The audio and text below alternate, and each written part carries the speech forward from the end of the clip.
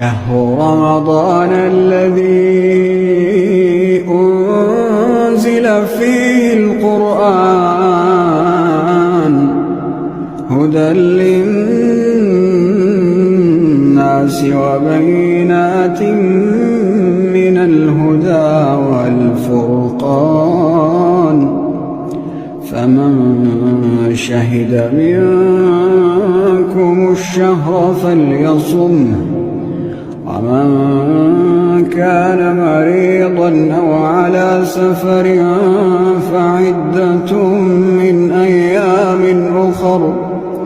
يريد الله بكم اليسر ولا يريد بكم العسر ولتكملوا العدة ولتكبروا الله على ما هداكم ولعلكم